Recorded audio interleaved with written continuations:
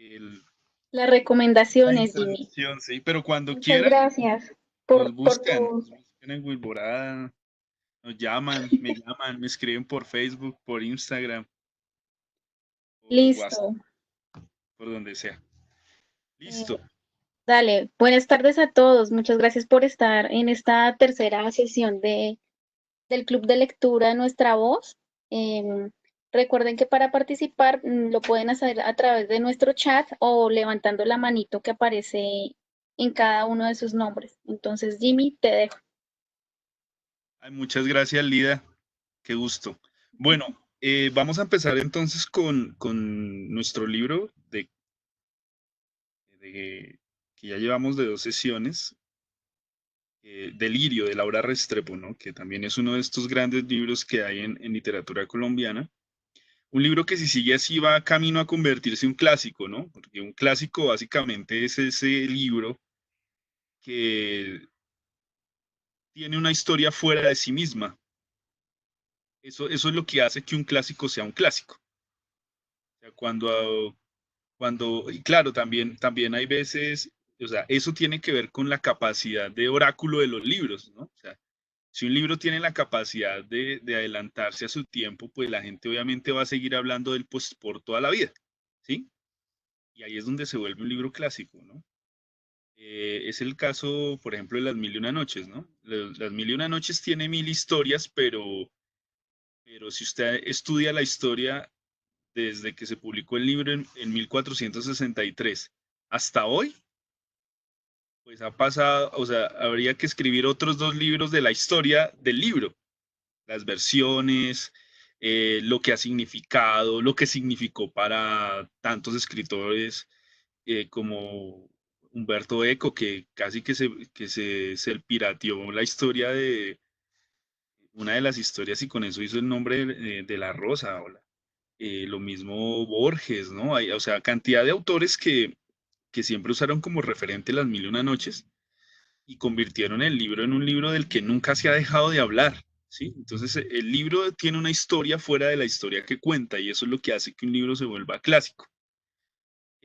Yo creo que con el de Laura Restrepo ha venido pasando algo así. Cuando ella publicó ese libro en el 2004, nosotros todavía estábamos muy lejos de hablar de violencia de género, por ejemplo. Nosotros estábamos muy lejos de hablar de nuestras culturas machistas o del el concepto de patriarcado, digamos, la estructura de patriarcado, que no es solo un concepto. Eh, Estábamos muy lejos de hablar del narcotráfico y de la infiltración o más bien de la complicidad con las altas clases económicas de este país, ¿sí? Y resulta que pasa el tiempo y va uno a ver y resulta que no, el narcotráfico no acabó con Pablo Escobar, sino que todo lo contrario, o sea, resultó que el narcotráfico se volvió la parapolítica y se volvió gobierno, ¿sí? En Colombia. Resulta que Agustina y los personajes femeninos que salen en esta novela son hoy día mucho más, nos dicen muchas más cosas hoy que antes, que en el 2004 porque son personajes que están resistiendo a través de la locura, a través de digamos, de la clarividencia, ¿sí? De posiciones contra el machismo que hay, resisten esa cultura patriarcal que las vuelve objetos, que las segrega, que las saca de todos los derechos, que las relega, ¿sí? Entonces uno se pone a mirar que el libro nos está diciendo tal vez más cosas hoy que en el 2004. Y pues así Songo Sorongo ya vamos para 20 años que este libro se ganó el premio Alfaguara.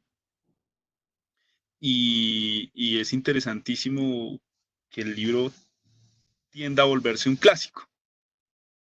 Entonces, eso para empezar con este análisis de Delirio. Bueno, en las 2 últimas sesiones que empezamos, pues tenemos primero que todo un compromiso, ¿no? El primero es leer pues cada 100 páginas cada semana, O sea, hoy en teoría debíamos llegar hasta la página 300 del libro. Igual si no lo han leído tampoco importa porque hoy podemos y debemos, y si queremos, fantástico, hablar de la memoria, ¿no? Es uno de los temas transversales que ya cuando uno va en la página 300 uno ya dice, bueno, esto tiene mucho que ver con la memoria, tiene que ver muchísimo con la memoria. Eh, el desarrollo de la historia se va yendo hacia esa dirección. La primera parte, recordemos, de la primera vez que nosotros trabajamos, digamos, se propuso de análisis la locura, ¿no? Que fue uno de los temas que estuvimos trabajando la primera vez. La vez pasada, el de la violencia, ¿sí? O las violencias, porque resultó que nosotros antes hablábamos de la violencia como lo hablaban los historiadores violentólogos, que fueron la gran escuela de historiográfica colombiana, donde decían que hay un periodo que era la violencia, entonces nosotros entendíamos la gran violencia estructural, ¿no? Hoy en día, en cambio, ya estamos hablando de otras violencias que estaban opacadas o no opacadas, se interrelacionaban con esa gran violencia. Y pues ya estamos hablando de violencias, ¿no? Y violencias que hay, que salen a chorros en toda la novela, ¿no? Incluso la vez pasada había un comentario súper interesante que fue, hizo énfasis como en la estética de la violencia del libro. O sea, uno mira que en el libro todo el tiempo hay una evocación hacia la violencia. O sea, por ejemplo, los relatos de las calles de bogotanas, los relatos incluso de un paisaje, ¿no? Las palabras del personaje Midas McAllister, etcétera. Entonces uno se da cuenta cómo la violencia se va volviendo una estética y esa es una propuesta muy interesante de Laura Restrepo. Veíamos también, y fue un tema muy importante, el tema de la violencia de género, ¿no? Que es un tema que viene a surgir muy fuertemente en esta novela y está supremamente conectada con la locura. Y además, como esta menciona la locura, salen muchas otras novelas latinoamericanas, como es el caso de Pedro Páramo. Eh, yo creo que hay una cantidad muy grande de novelas que tiene que ver con la locura de las mujeres, ¿cierto? No solo porque se cree el arquetipo de que las mujeres están locas, sino porque además las mujeres son las que tienen el don de Cassandra, que nos lo decían en la primera sesión, que es el don de ver más allá, de ser clarividentes y que nadie les pare bolas. Y que en el fondo también es una resistencia y una estrategia para rehusarse a un mundo que las niega, ¿sí? Bueno, hoy nuestro tema o nuestro motivo de charla va a ser la memoria, ¿sí? Entonces vamos a hablar de la memoria.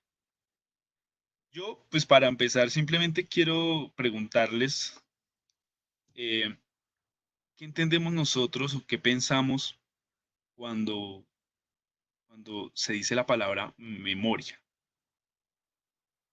Entonces, pues, si me están escuchando, manifiéstense.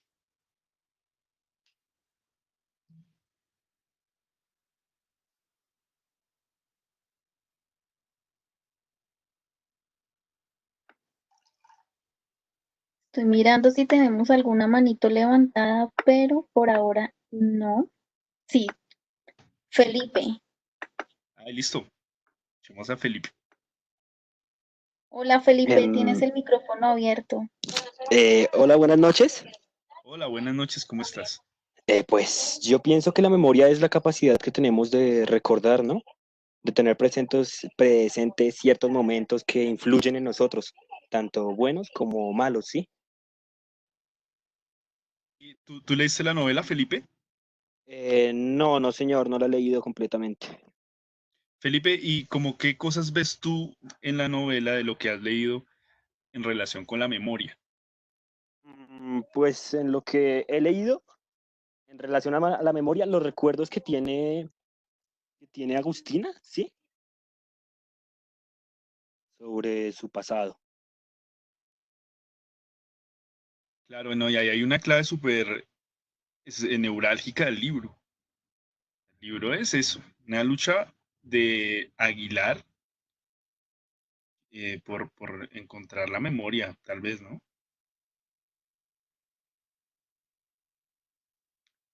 María Clemencia, ¿tú cómo ves en la novela esa relación que hay en la memoria y el libro? O sea, ¿qué papel tiene la memoria en Delirio de Laura Restrepo?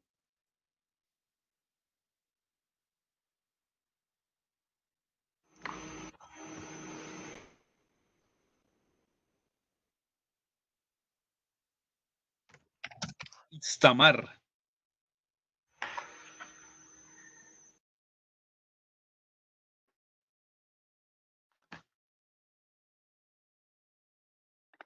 Por acá También. tenemos a Daniela Beltrán. Ay, qué chévere. Démosle la palabra a Daniela. Mira, y Ángela también. También está Istamar. Hola, Hola Daniela. ¿me escuchan? Sí, Sí, perfecto. Eh, Dices tú, la memoria es como el eje fundamental de, como de toda la historia. No sé, a mí me gusta como un montón el psicoanálisis y creo que el libro es como que hace alusión bastante a eso y es como se va a tejer toda la historia desde el abuelo, desde Agustina y como todos esos recuerdos son los que tejen la historia futura. O sea, es como decir que el presente va a estar, el presente es el futuro.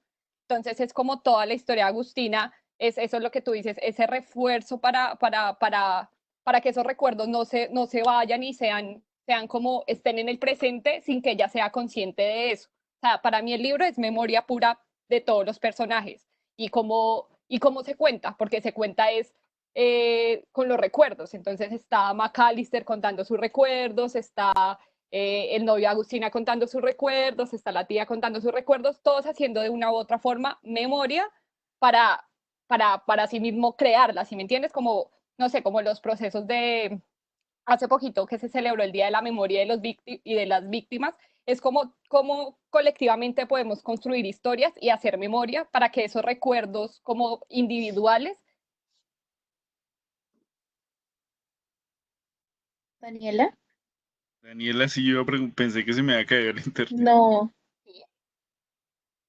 Ay, Daniela, yo te quería hacer una pregunta. O a los... Ahí estás ahí. Daniela, ¿tú crees que hay una sola memoria en ese libro o podemos hablar de que hay muchas memorias? Pero, ¿se escuchó mi intervención? Sí, se sí, escucha. sí, te escuchamos. Ah, perfecto. No, por eso digo, yo creo que hay como, pues, no sé si varias memorias, pero para mí la idea del libro es que esos recuerdos como individuales formen una memoria de hechos importantes. Yo la verdad no he llegado al final del libro, estoy como, lo he tratado de leer un montón porque me enganché bastante con él, pero es como esos recuerdos de todos van a formar una memoria colectiva o como esos hechos importantes van a significar algo importante para todos, que para mí sería la memoria. Puede que sí hayan como muchas memorias, pero para mí es como una memoria que se forja de varios recuerdos. Ya, ok. Bueno, ¿alguien más? Mira, por acá Marlon Morales nos dice que para él la memoria es el archivo sin orden, sin voluntad, que se activa a través del recuerdo. Y en la novela hay varias memorias o una sola memoria. Por acá está hablando, tiene la mano levantada. Armando, Ángela, Samar, Andrea R, Itztamar. Samar, ¿estás? Hola,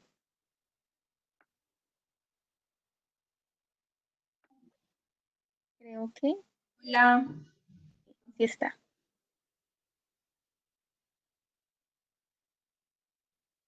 Hola. hola.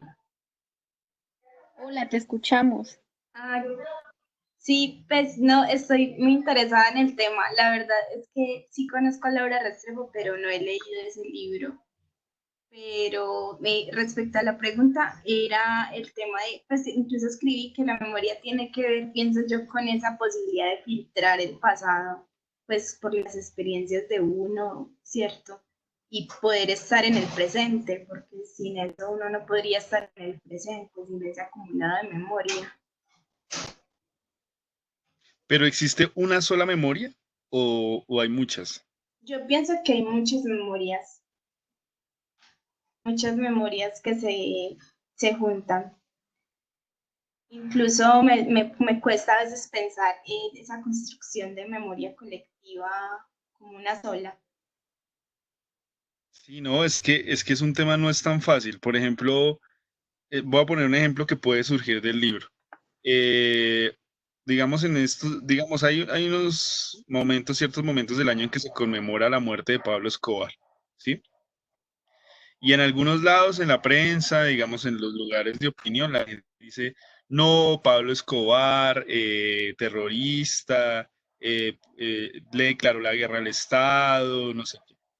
Pero va uno y mira por el otro lado y hay gente que dice, no, Pablo Escobar era un berraco, ese man sí sabía, ese man sí era independiente, ese sí traía prosperidad, riqueza, dejó casas en Medellín para las clases populares, etcétera. O sea, y hay muchas otras, ¿no? Las memorias de las víctimas también. Entonces hay gente que dice, no, ¿cómo vamos a recordar bien a Pablo Escobar si hubo las bombas de Centro 93 y las bombas de Palo Quemado, que sale el suceso ahí en Delirio? Entonces uno dice, bueno, ¿y cómo es este tema de que un mismo momento, un mismo personaje, y supuestamente que hay una memoria colectiva del narcotráfico, hace que todo el mundo piense diferente de ese personaje? Hay muchas memorias, ¿no? Yo siento que hay, a pesar de que hay un solo momento, hay muchas memorias, ¿no? ¿Qué opinan? Mira que María Clemencia te hace una pregunta. Dice, ¿la memoria puede ser colectiva y los recuerdos individuales? ¿Tú qué crees? Yo creo que la memoria tiene mucho que ver con el recuerdo, ¿no? La memoria, o sea, la memoria colectiva es un recuerdo colectivo. El problema es que como es colectivo, ¿uno cómo hace? Porque hay que negociar con el otro. Y cuando uno negocia con el otro, necesariamente hay política, sí o sí. Entonces hay muchas, no hay una sola memoria colectiva. Hay Ujú. memorias colectivas disputándose políticamente permanentemente. O sea, nunca va a haber una sola memoria colectiva. Yo creo que eso es muy falso, pensar eso. O sea, pensar que vamos a tener una sola memoria cuando un Estado, cuando un gobierno, cuando un país le dice a uno, eh, la historia fue así, hay que sospechar. ¿Cómo así? ¿Cómo así que solo hay una versión del pasado? O sea, eso es muy raro. Eso me parece que es como muy loco. ¿Sí? Por Mira, ejemplo, nadie le dice a uno que si Simón Bolívar, pues, sí, se murió, pero nadie dice que, o sea, en ningún libro de historia que yo haya leído hasta el momento, dicen que murió de sífilis. Yo no sé. Bueno, mira, Jorge Franco nos dice que quiere participar. Jorge, tienes el micrófono abierto. Y, perdón, Jorge Caro y Juan Felipe Franco también. adelante. Buenas tardes, Jimmy. Es la Hola, primera ¿cómo vez, estás? bien, es la primera vez que yo participo acá, de este club, pero me ha parecido interesante el tema porque justo yo me encuentro tratando ese tema para un cuento que estoy escribiendo y no he leído la novela de Laura Restrepo, pero sí he leído cuentos que tratan de la memoria, que es Memento, y es bacano porque eso me ha llevado a darme cuenta de romper el lugar común que nos enseñan desde la primaria, un cuento que se cuenta desde inicio, desenlace. Y es chévere como que esa estética, eso nos brinda una manera de juego, de jugar con el tiempo y con la memoria y de romper ese lugar común. Eso era lo que quería opinar. Muchas gracias, qué chévere. Ojalá te vaya súper bien con tu cuento. Bueno, ¿quién más? Juan Felipe Franco. Juan Felipe. Ya aprovecho aquí para saludar a Jenny N, que está muy emocionada porque se ha conectado muchas veces. Se conectó hoy por primera vez y ya está súper emocionada opinando. Y dice que le pasó lo que le pasó a Agustina, que también perdió la memoria. Mira, por acá también está Lida Escobar y Manuela Salazar. Tienen el micrófono abierto. Dale. Hola, buenas noches. Hola, buenas noches, ¿cómo estás, Lía? Bien, bien. Yo quisiera solamente tocar dos pasajes, dos citas que me parecen muy valiosas precisamente hoy tratando el tema de la memoria. La primera que me encantó en una conversación que tiene el Midas con Agustina precisamente y de pronto parafraseando a una intervención que realizaron previamente era que toda historia es como un gran pastel, cada quien da cuenta de la tajada que se come y el único que da cuenta de todos es el pastelero. Pastelero. Es espectacular esa cita y Sí, es ciertamente espectacular. nos queda como esa sensación de que si bien los recuerdos pueden ser colectivos y subjetivos, evidentemente de acuerdo a mis circunstancias, de acuerdo a las circunstancias del otro, la memoria sí se genera de por sí de acuerdo como a esa recreación de sensaciones que pudo haber tenido la persona. Entonces, evidentemente se pueden mirar varias memorias, pero puede que en el fondo tenga de pronto algunas características que lo vuelvan común, que lo vuelvan similar en cierto sentido. Y en este caso, ¿cuál crees que sería la memoria común o colectiva de esta novela? Créeme que yo, es la segunda vez que lo leo, la semana pasada cuando me conecté por fin, eh, yo decía, pucha, me acuerdo de la violencia, pero no me acuerdo, yo me acuerdo de Minas, que era un patán, en fin, Sí, sí, pero sí. eso era como lo que tenía recreado. Me devoré el libro esta semana. eh, y yo dije, claro, esto fue lo que pasó, esto fue delirio, listo. ¿Qué pasa en este caso? Siento, o sea, siento que tengo como otra teoría en este momento, no quiero hacer spoiler. Eh, Siento que es una memoria en determinados momentos, porque siento que hay como unas incongruencias en el texto que yo digo, parece que estuviera en sí pensando solo Agustina. Es como si fuera de por sí el Mm. delirio de ella en toda la historia, no sé por qué. Uy, pero esa teoría sí está súper loca, ¿no? Esa Sí, teoría está interesantísima. sí, sí, sí. Oye, creo que nadie la había pensado, porque sí, o sea, algo así como el personaje este de esta película en la que el tipo hace como 10 personajes él solo, algo así. Fragmentado, exacto. La Ah, de cuatro oye, personas. Es como, no sé, es como si, a veces he tenido como la sensación de que es como si, evidentemente la memoria de Agustín es la que predomina, pero se sí, están viendo como varias intervenciones que tuvo alrededor, ¿sí? Tengo como la duda con el tema del abuelo Portilinios. No sé sí. si de pronto en algún momento ya pudo leer textos de diario de su abuela, del abuelo, pero me queda como una sensación de que es como si ella en determinado momento todo su delirio estuviera recreado en todas las escenas que vivió con todos los personajes. Uy, pero es una manera muy interesante de verlo, me parece a mí. Porque fíjate que podría ser, ¿no? O sea, fíjate, por ejemplo, que en el caso del abuelo Portunilus, ese abuelo casi no habla. No. Ese es el único personaje que se narra en su mayoría en tercera persona. Sí, exactamente. Ese es el que, pues, digamos, es como si una persona los estuviese mirando desde la barrera todo lo que sucede con su esposa, con las hijas, pero no entra como participar, no entra como un ser que hace presencia en la escena, por decirlo de alguna manera. Entonces me ha generado como esa inquietud, pero dije, no, voy a dejar pasar un tiempo y después vuelvo y le leo a ver si me genera alguna otra idea. Eh, Muy interesante eso, porque yo creo que nadie lo habíamos pensado, nadie. De verdad nunca había escuchado esa interpretación y es súper lógica. y me genera, no sé, de pronto les dejo la inquietud para la próxima, es porque si bien me adelanto en alguito, ustedes vieron que el Midas tiene la conversación con Agustina antes de que como que se desenfrenara todo, ¿cierto? Sí. Entonces, iniciando el libro, precisamente el Midas le dice a Agustina, tu marido anda de perdido como corcho en remolino tratando de averiguar qué diantres sucedió contigo y tú misma tampoco sabes gran cosa. Entonces yo digo, hey, o sea, ¿en qué momento vuelve Midas a padecer si se supone que ella está totalmente desquiciada en medio de su locura? ¿Y cómo sabe Midas el tema del esposo? Que el esposo está loco, o sea, que el esposo está desesperado buscando todo lo que fue la historia de Agustina. Uy, oye, muy chévere. No, brutal. Eso hasta para escribir un artículo, ¿verdad?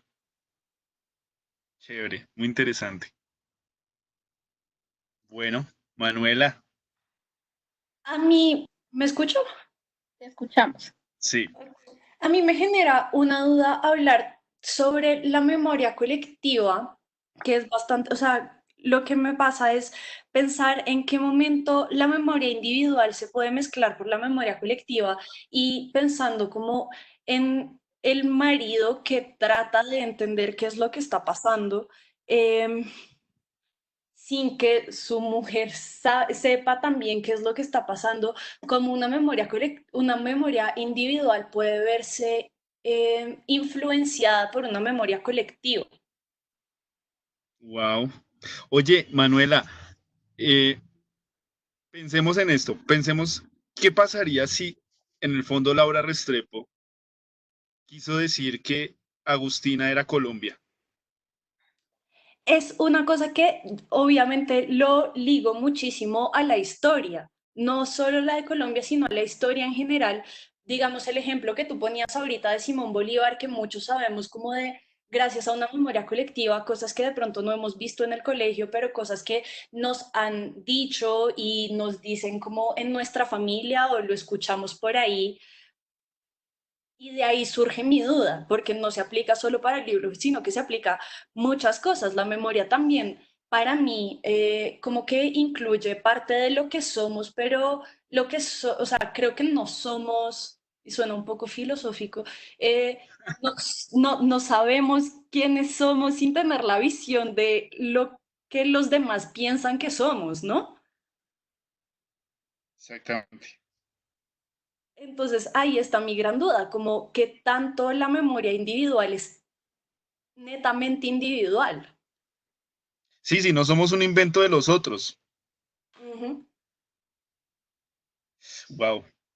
Pues esa pregunta está re dura.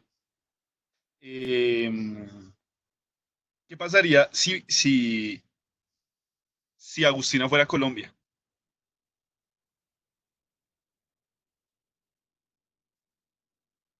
De hecho, ¿qué tarea nos dejaría a nosotros si nosotros estamos en el papel de Aguilar?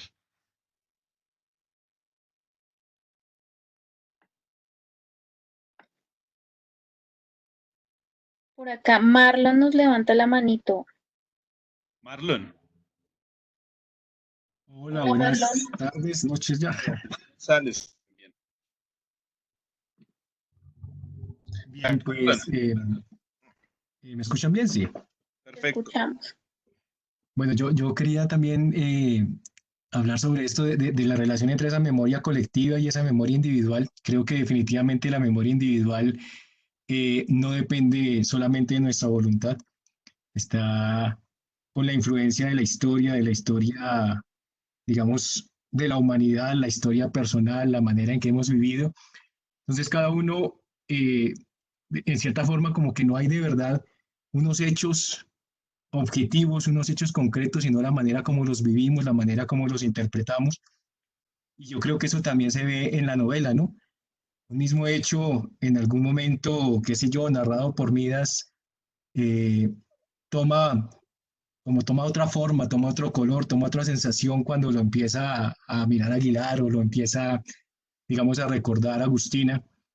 Entonces yo creo que está mucho esta cuestión de la interpretación, de cómo nos relacionamos nosotros con esa memoria que ha quedado y que no queda grabada solamente en el cerebro, queda grabada inclusive en el cuerpo. Hay una cosa de memoria y de recuerdo que me parece fascinante, muy bonito, es cómo Agustina se quema la lengua cuando niña y se la vuelve a quemar cuando está adulta, ¿no? Con un secador. Es como hay memorias que ni siquiera necesitan de palabras ni recuerdos, sino que están grabadas en el cuerpo. Y creo que eso también en nuestra historia es muy vigente, ¿no? Las memorias no solamente están grabadas en los libros, en los museos, sino que está grabada en la piel, en la vivencia de todos y cada uno de nosotros. Es verdad, y eso, eso hace muy chévere y eso creo que solo lo hace posible un lenguaje artístico, como es el caso de la literatura. Lo dices muy bien, Marlon. O sea, uno hay veces de pronto si va a un museo es muy difícil encontrar o intentar sentir, tener acceso a los sentimientos o a otras cosas que no sea solamente la información historiográfica, sino que fíjate, aquí como dice María Clemencia, la memoria está en los sentidos también, está en los sentidos además de la gente que nadie escucha, ¿no? También en las cosas que nadie ve o en las cosas que no son memoria oficial. Y sí, eso es fantástico lo que tú dices porque es una cosa que solamente la literatura nos permite llegar a eso. Bueno, no solamente, ¿no? También la música, digamos, el arte nos permite llegar a comprender estos niveles digamos, de la memoria que no. Sí, claro, cuando uno habla aquí de la memoria, uno se imagina por allá en un ejercicio puramente mental, pero fíjate que es lo que tú dices, o sea, la memoria sensorial es una vaina que nos acompaña permanentemente y en la novela sí que está eso todo el tiempo, ¿no? El personaje de ella tiene una sensibilidad impresionante. Bueno, Beatriz González. Beatriz González. Hola, Hola, Beatriz. hola, ¿me Hola. oyen? Sí, perfecto. Bueno, gracias Jimmy, todos.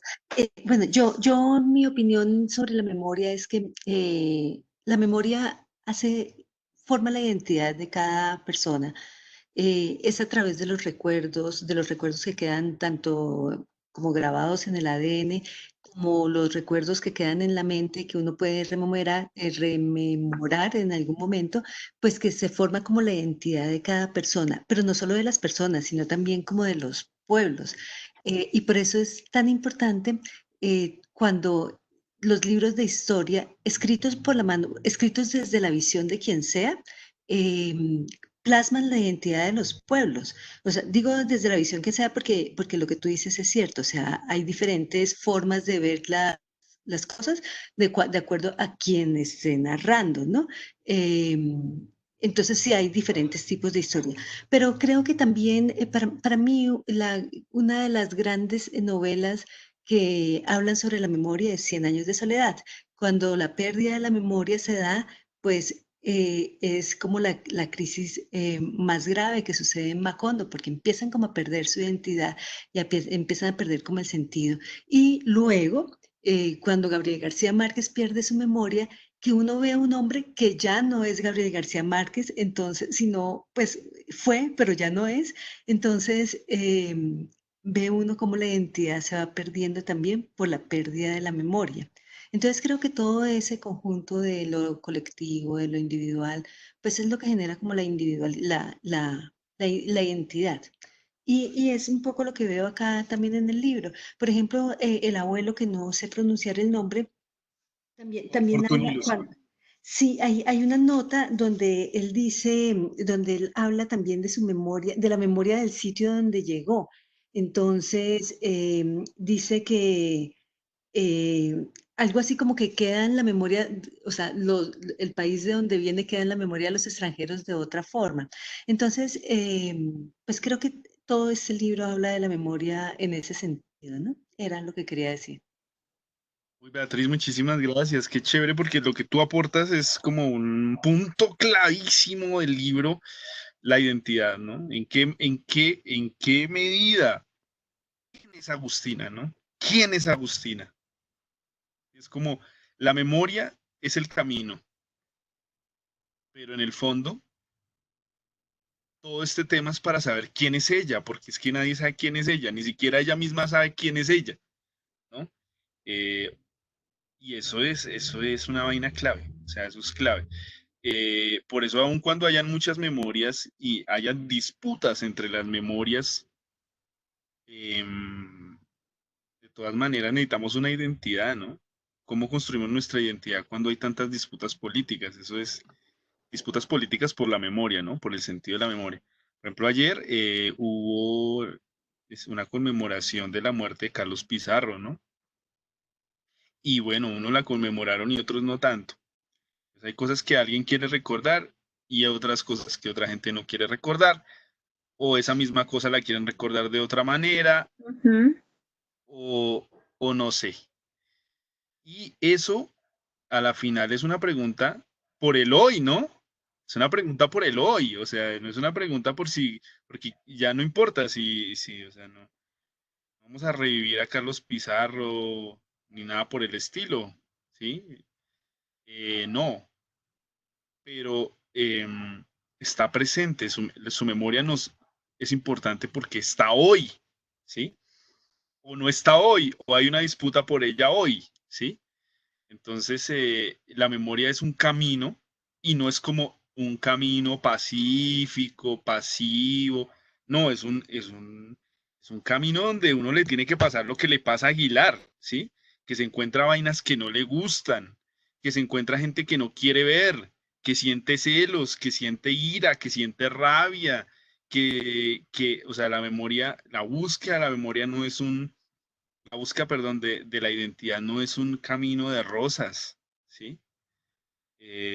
Uy, qué chévere, me alegra mucho esa intervención porque le has pegado como a, desde mi lectura, ¿no? Desde mi lectura, porque aquí han dado unas cosas que me sorprenden un montón. Pero bueno, Mira, Jimmy, quisiera, por acá hay... Dime. sí, mira, voy a responderle a Rudark 11, Eso. que me hizo una pregunta hace harto y no se la hemos respondido, y Ujú. dice, mira una pregunta. Perdón, la pregunta de Rudar es, las tres voces narrativas de la obra, ¿cuál función, qué función específica cumplen esas voces? Bueno, Rudar, mira, hay cuatro voces, no hay tres voces en la novela. Ah, Rubén Darío, perdón. Hay cuatro voces en la novela, ¿sí? Una voz es la de Aguilar, por supuesto, que es la voz principal, yo creo que es la que lleva el hilo de la historia en el presente. Aguilar es una voz muy versátil porque es una voz que habla con él mismo, pero es una voz que también habla con otros. Es interesante esa voz en ese sentido porque es una voz que tiene con muchas comunicaciones. O sea, por ejemplo, él habla con la tía Sophie, él habla con la mamá de Agustina, él habla con la recepcionista, él habla con todo el mundo, ¿sí? Hay otro personaje que tiene otra voz, que es el Midas McAllister, que si tú te fijas, el Midas McAllister nunca está hablando solo. O sea, Midas McAllister está hablando con Agustina todo el tiempo. Midas McAllister nunca dice nada, o sea, él está contando algo a Agustina y esa es su voz. Hay una tercera voz que es la de Agustina, pero Agustina no presente, no adulta, no en el delirio, sino que Agustina es una Agustina niña. Entonces es una Agustina, es como una especie de parte del cerebro de Agustina de la infancia, ¿sí? Que siempre está hablando de sus escenas familiares. Hay una cuarta voz que es la del abuelo Portunilus, eh, y esa es la más rara de todas porque el abuelo Portunilus ya está en el desvarío y en el delirio y él casi no habla. Habla gente por él, ¿sí? Entonces, el que habla es una tercera persona que es, ahí sí como alguien, la que, verdad, esta cita es perfecta, la del pastelero, ¿no? Entonces, tú te das cuenta que cada uno de los narradores tiene un pedazo del pastel, pero al final, ¿quién es el pastelero? ¿No? Esa es la pregunta. Entonces, aquí hay una teoría súper interesante que dice que el pastelero al final era Agustina, sino que reparte el pastel de su memoria, ¿no? Eso es interesante. Pero hay quienes dicen que en realidad el pastelero en esta cita, en esta novela, es Laura Restrepo, ¿no? O sea, esa tercera persona que lo ve todo es la autora. Y si en algún momento hay una tercera persona, es con el abuelo Portunilus. Ahí es donde hay tercera persona. De resto casi no se escuchan las terceras personas. Se escuchan personajes que narran su versión de la historia. ¿Sí? Bueno, ahora sí, Lidita, sigamos. Por acá hay un comentario de Marlon Morales. Nos dice, hay instrumentos de la memoria muy importantes en la novela. Por ejemplo, los diarios de Blanca, de Nicolás, las fotos, las biografías nunca escritas, pero quizá narradas por Agustina. Y el tema de las fotos es una locura, o sea, lo que pasa es que no hemos llegado al final, pero cuando lleguen al final van a ver lo que pasa con las fotos de la tía Sofía, ¿no? Esas fotos son pues la locura, o sea, la memoria no es un camino de rosas, o sea, la memoria no es un camino pasivo, no es que yo me siente a recordar y a llorar en mi almohada. Esto es arriesgar la vida, ¿no? La memoria no es tan sencillo, o sea, uno a veces como que tiene una visión pasiva y hasta contemplativa de lo que es el oficio de recordar, ¿no? El oficio de recordar lo hacen los historiadores sentados en un sillón, pero no es así, o sea, hay que meterse en un hotel infiltrado y decir mentiras para convencer a la recepcionista sí, o sea, hay que hacer como policía, ¿sí? Que es lo que hizo Aguilar. Aguilar, Aguilar hizo de policía. O sea, al man le tocó hacer lo que nunca había hecho en su vida, ¿sí? Para recorrer el camino de la memoria. Bueno, ¿quién más? Discúlpame. Mira, por acá tenemos a Armando, Armando está Daniel ahí hace Arango. rato. Armando Armando, está ahí tienes hace el rato. micrófono abierto. Buenas tardes a todos y a todas. Respecto al tema de la memoria, ya han tocado puntos bastante importantes. Quisiera referirme a algo. Cuando hablamos de memoria, tenemos que tener en cuenta que lo único que existe es el presente. Como decía San Agustín, precisamente el pasado ya no es y el futuro aún no es. Entonces, en ese sentido, quiero referirme a que cuando recordamos, recordamos interesadamente. ¿Qué significa eso? Que seleccionamos los recuerdos. Cuando yo vivo este momento de mi vida, yo selecciono mi pasado. Todo el tiempo escribimos el pasado. Y en ese caso, quiero referirme a que como todo el tiempo escribimos el pasado, es diferente a escribirlo hoy, a escribirlo de pronto en unos 5 años, en unos 10 años. Recordamos selectivamente. Y en el caso de los personajes, uno puede encontrar que algunos recuerdan con nostalgia, como en el caso de Agustina, cuando daban el ejemplo de lo de que se quemó la lengua. Recuerda con nostalgia esa infancia que ya no es una experiencia que viví, pero que ya no la puedo vivir ahora. Y también se puede recordar con resentimiento. Y la memoria sí es un campo de combate, un campo de combate en el que se contraponen precisamente esas voces. Hay unas voces oficiales, pero también hay unas voces que no las han dejado decir lo que es su versión de los hechos. Eso es finalmente el oficio del historiador también, darse cuenta que detrás de lo que se escribe, de lo que se narra, que es la historia, también hay unos intereses. ¿Tú leíste la novela, Armando? La primera parte nomás, no, las primeras páginas no he podido avanzar. Esa reflexión que tú haces es muy chévere, pero ¿cómo la relacionarías tú con el personaje de Agustina y con el personaje de Aguilar? ¿Cómo la ves tú en la novela?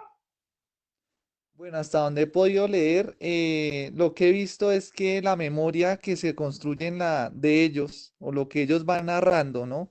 Finalmente es una narración, su versión de los hechos, lo que va narrando, encuentro hay puntos donde ellos se encuentran, pero también se desencuentran. Y es donde uno empieza a decir hasta qué punto lo que Agustina va pensando es la realidad, o hasta qué punto puede ser también producto de su locura, lo que ella va presentando. Y para el caso de Aguilar, que es quizás el personaje que más escuchamos ahí, esa memoria que más escuchamos, es un personaje que va dando otro punto de vista y creo que hay una tensión en lo que he venido leyendo, hay una tensión que no he podido descifrar. Oh, qué chévere, bueno. Muchas gracias, Armando. Bueno, Vita, Mara Polanco. Marlon Polanco. Mara Polanco. Dame un momento.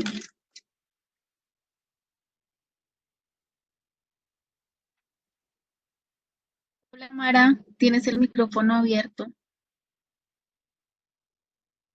Mara, No, ya no está Mara. creo que Entonces, no está. aquí me pide Santiago Marulanda. Santiago Marulanda.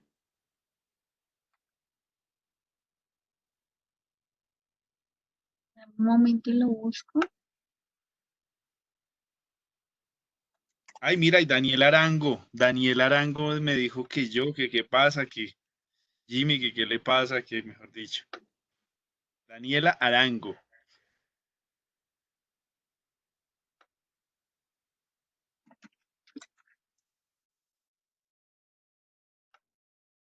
Hola Daniela, te escuchamos. Hola, buenas noches. Buenas noches, ¿cómo estás? Bien, gracias. Yo quisiera dar respuesta a una pregunta que hiciste hace unos minutos y es, ¿cómo podemos ver a Colombia, digamos, reflejada en Agustina? Y es la cuestión de que nosotros olvidamos como muchas situaciones que ha vivido nuestro país, ¿cierto? Como que hay también esa parte de olvido, ¿sí? Entonces yo considero que, digamos, sería pertinente como citar el dicho que dice que el que no conoce su historia está condenado a repetirla, porque nosotros muchas veces olvidamos de dónde venimos y también todo lo que ha pasado. Entonces, como tú decías, lo de Pablo Escobar, lo que aparece también en el libro, entonces como que el libro también nos recuerda acontecimientos importantes que han sucedido en nuestro país y que es importante que la sociedad actual lo recuerde. O sea, es una Colombia que está manchada por sangre y es una Colombia que merece, digamos, en parte recordar lo que ha vivido. Entonces, pues ese es mi aporte. Pero espérate un momentico, Daniela. Eh, ¿Cómo hacemos para ponernos de acuerdo en qué recordar y qué no? Pues es que es muy fácil decir como, bueno, solo recordemos lo positivo y como los avances que ha tenido el país, ¿cierto? Pero también es importante recordar lo negativo, porque es lo que nos deja así, digamos, enseñanzas para no volver a cometer lo que ya se había cometido, ¿sí me entiendes? Entonces es importante recordar tanto lo bueno y lo malo. O sea, no pienso que sea como solo necesario recordar lo bueno, por decirlo así. También hay que tener en cuenta lo malo. Pero si todo relato del pasado tiene cosas buenas y malas dependiendo de quién lo cuenta, ¿cómo hacemos para saber qué podemos recordar y qué no podemos recordar? Es que habría que hacer una minuciosa introspección, ¿no? Como para, pues para dar, digamos, mirar o rescatar las cosas buenas. Sí, o sea, yo pienso, es que es importante lo bueno y lo malo, insisto. Pero fíjate, por ejemplo, el personaje de Aguilar, digamos. El personaje de Aguilar está buscando encontrar la memoria de Agustina, Sí. pero el hombre tenía una imagen de Agustina que a medida que el man la va buscando, se va dando cuenta que no era lo que él pensaba. Ujú. Sí. Y va encontrando otras versiones, otras personas que cuentan otras cosas de Agustina que él no sabía y entonces el man se da cuenta que él no conoce a Agustina. Entonces, qué exactamente él debería recordar? Si, si las versiones sobre ella incluso son contradictorias.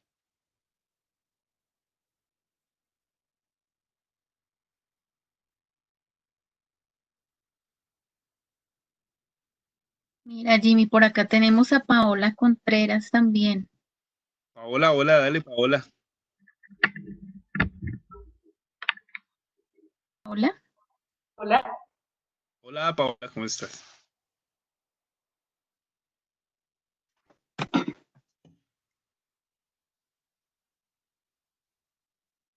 Paola, te escuchamos.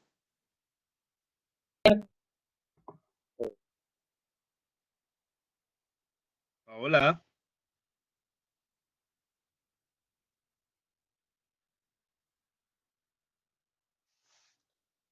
Creo que hola. tiene problemas con su sonido. Ah, lástima. A ver. Daniela ya.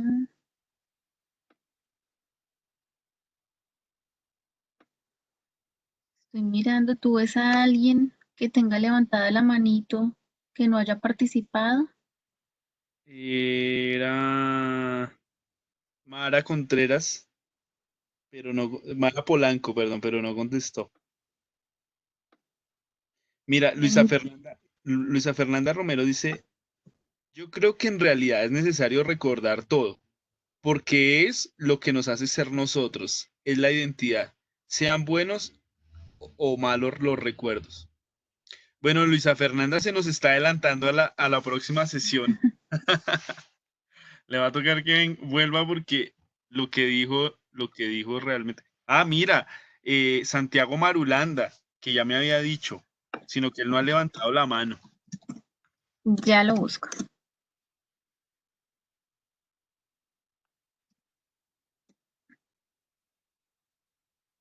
Hola Santiago, te escuchamos.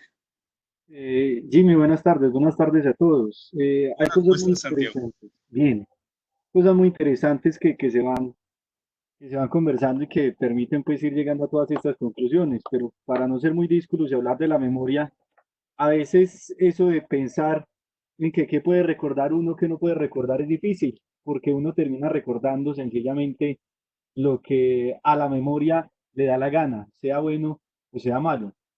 Y dentro de todo eso y dentro de todo lo que está en la novela, algo que me parece muy interesante, y es que en medio de toda esa memoria de la que tiene cada uno, se puede pensar que la memoria ya está establecida, que no puede cambiar y que eso termina condicionando lo que es el presente, lo que va a ser el futuro. Y hace unos minutos hablaba otro de los compañeros sobre eso, de que pues sinceramente estamos en el presente y nada más. Pero yo creo que el libro también nos deja cierto pensamiento y cierta reflexión sobre que la memoria no es simplemente lo que ya pasó, sino eso que está sucediendo y cómo lo estamos recordando. Pero algo más importante, y es lo que me parece tal vez más interesante, es que en esa memoria, en ese recuerdo que tiene cada uno, cuando va y se confronta con nosotros, incluso el pasado de uno, el presente, incluso el futuro se puede modificar y se puede cambiar porque la memoria de uno estaba incompleta. A completar, y va mirando la memoria social, pues resulta que se le cambian a uno las cosas. Entonces, cuando Midas le va comentando el tema de Pablo Escobar y cuando se van viendo las cosas del abuelo y todo lo demás, que tal vez alguno no tenía en cuenta cuando se va el tema de las fotos y cuando el juego que hacían en el cuarto y todo lo demás, eso hace que entonces esa memoria vaya cambiando y que el presente que uno tiene también sea modificado por ciertas cosas que hizo. Además, para terminar, puede hacer que la conciencia para unos sea la vida, sea un arraigo, sea un destino, sea algo muy grande, pero habrá otros para quienes la memoria sea un peso insoportable, que sea una culpa sin expiación de la que no se puede salir. Y desde esas dos miradas de la memoria, pues uno puede pensar cuál puede tener cada uno de esos protagonistas. Muchísimas gracias, qué chévere, muchas gracias, Santiago, estuvo perfecto. Erika Madero,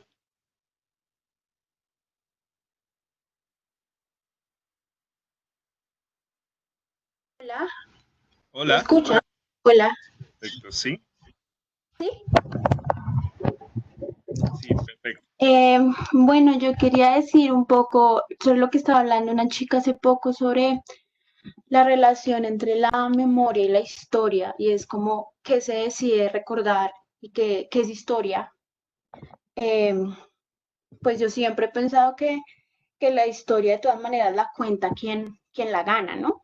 Si alguien gana la historia. Y pues quien tiene más peso en el momento de contar la historia, digamos. en las guerras o todo esto, la historia siempre la van a contar los ganadores y la historia que ellos cuenten es la que va a quedar. Eh, y pues, bueno, un fenómeno interesante, digamos, es la Segunda Guerra Mundial, donde la historia la cuentan las víctimas, ¿no? Entonces, más que los ganadores como tal. Y cómo la historia se ve influenciada, también me acuerdo de lo que dijo hace poco un chico, la historia es selectiva y depende de lo que nos convenga ahorita. Entonces, nadie va a hablar ahorita que digamos, por ejemplo, mucho de lo que Alemania tiene hoy en día es gracias al nazismo. Muchos de los avances, muchas de sus autopistas, todo eso lo logró el nazismo. Y muchas cosas pasan acá en Colombia también, digamos lo que contaba ¿cómo se llama? Este McAllister. Es acordarnos que muchas de las familias que creemos hoy en día en Colombia, que son las buenas familias, su fortuna se basa en el narcotráfico. Entonces, yo creo que, bueno, la memoria colectiva también, bueno, hace mano a estas memorias individuales, pero de todas maneras yo creo que queda una parte muy individual que no se le puede, o sea, como lo digo, que la memoria colectiva no se puede robar, por decirlo así, siempre hay una historia y una subjetividad que solo yo voy a tener y, y sí, bueno, eso es lo que quería decir. Ay, muchas gracias. Muchísimas gracias. Bueno, pues ya hoy. Mira, por acá Paola Contreras, que no pudo participar por Hola, el sí. sonido, nos Paola dice, y Erika. Paola nos escribió y nos dice, es importante resaltar el momento en el que Aguilar se lamenta aquellos tiempos en que Agustín hablaba sobre su vida, su familia, su mundo y él prefería ignorar solamente por no ser de su interés. Nos escribió. Ah, mira qué chévere. Bueno, no, pues ha sido, mejor dicho, hoy sí ha sido una sesión súper interesante. Mira, aquí escribió Natalia Galeano.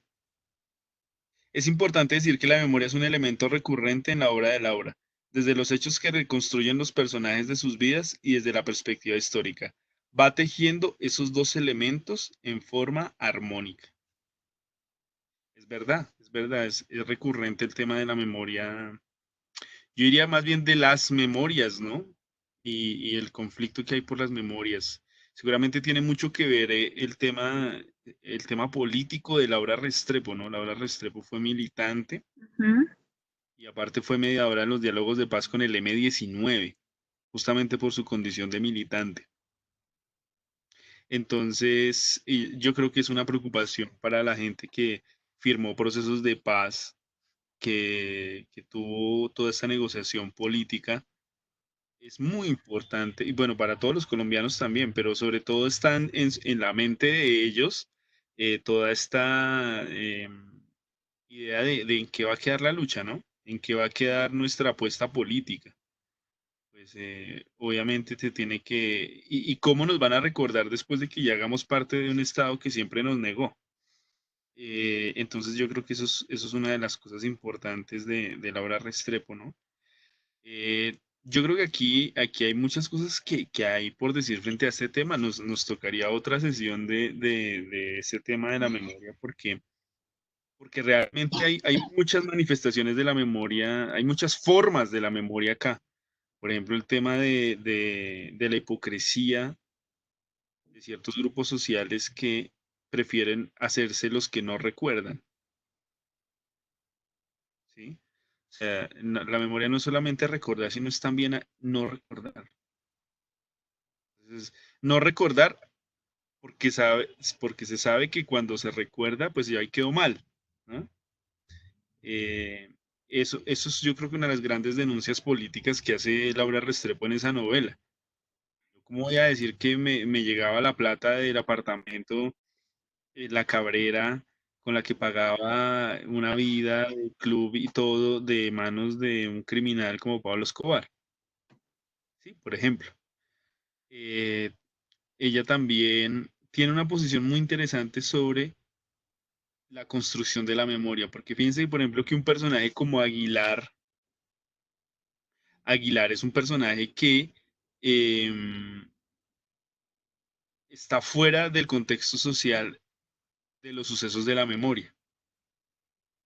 Es como si dijera Laura, para seguir el camino de construcción de la memoria, hay que estar ajeno, hay que estar lejano.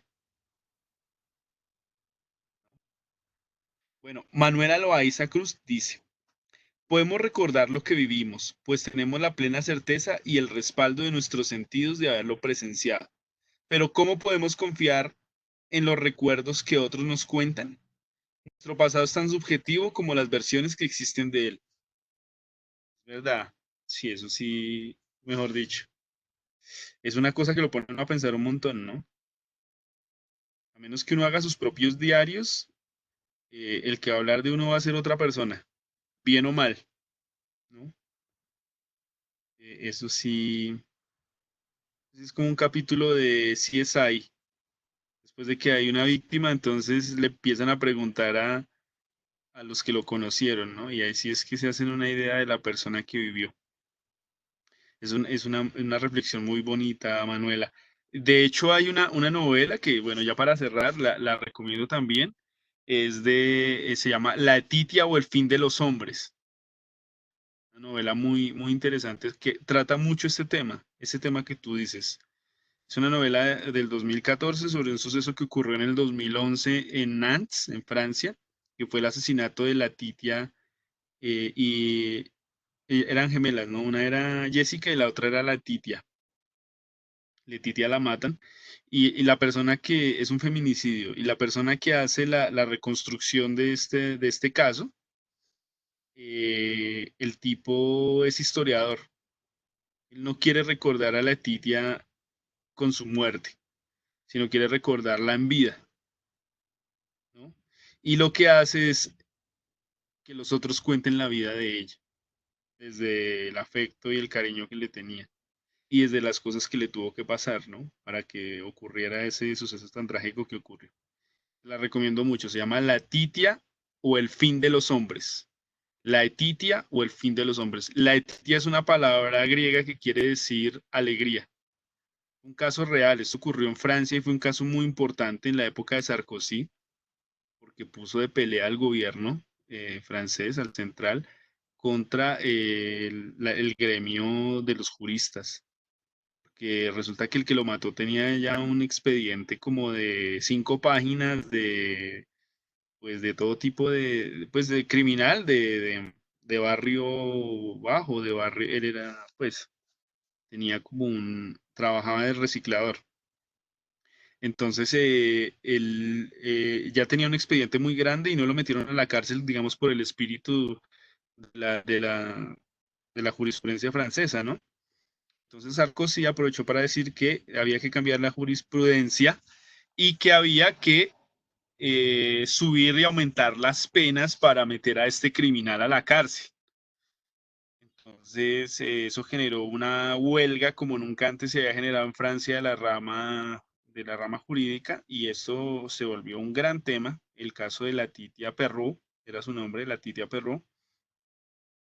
Y bueno, después se supieron otras cosas, ¿no? Ellas habían sido adoptadas por un asistente social, y el asistente social resultó que pues había violado a Jessica, que era la hermana de la Titia. Bueno, no, es una novela que se la recomiendo muchísimo, y es una novela muy diferente a las demás novelas francesas. Es una tendencia que hay ahora, digamos, de escribir no ficción como un poco enredada con novela. Bueno. Muchas gracias pues por asistir a esta tercera sesión de Delirio. Les agradezco infinitamente por haber venido, por haberse quedado aquí hasta el final, por haber dado sus opiniones, por habernos dicho